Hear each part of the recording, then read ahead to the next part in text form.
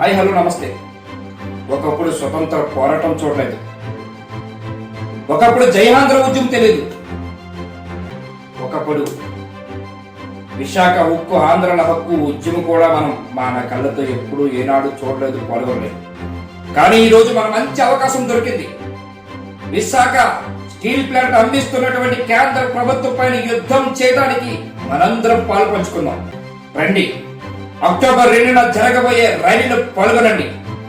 ఆ రోజు జరగబోయిన ర్యాలీ ద్వారా కేంద్ర ప్రభుత్వం మెడలో వంచైన ప్రజా ఉద్యమాన్ని సాగిద్దాం. మనకి రాజకీయాలు వద్దు, కులాల వద్దు, మతాల వద్దు, ప్రాంతాల వద్దు. మనకు కావలసింది విశాఖ స్టీల్ ప్లాంట్ ఉద్యమాన్ని కొనసాగించడానికి ఇంతకన్నా అవకాశం ఎప్పటికీ రాదు.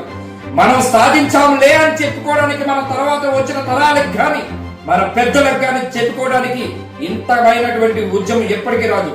రండి, విశాఖ ఉక్కుని కాపాడుకుందాం. స్టీల్ ప్లాంట్ ప్రైవేటీకరణ అడ్డుకొని ఈ రాష్ట్ర చరిత్రలో దేశానికి కావలసిన హైపట్టైనటువంటి లక్షలాది కుటుంబాలు బతికినటువంటి విశాఖ స్టీల్ ప్లాంట్ రక్షించుకుందాం, ముందుకు సాగిద్దాం. ఈ ప్రైవేటీకరణ ఆపుదాం. ఈ గవర్నమెంటీకరణతో కొనసాగించి ఉద్యమాన్ని నడిపిద్దాం. ప్రజా ఉద్యమానికి నాంది పలకండి.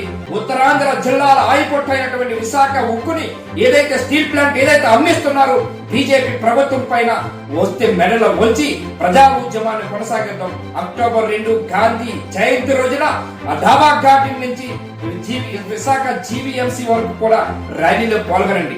ఇంటి ఒక్కలు రండి. లక్షలాది కుటుంబాలు బతుకుని చితిమేస్తున్నటువంటి కేంద్ర ప్రభుత్వంపై మెడలో వంచి కొనసాగిద్దాం, సాధించి తీరుదాం స్టీల్ ప్లాంట్ అని చెప్పేసి మనస్ఫూర్తి కోరుతున్నాం. Thank you.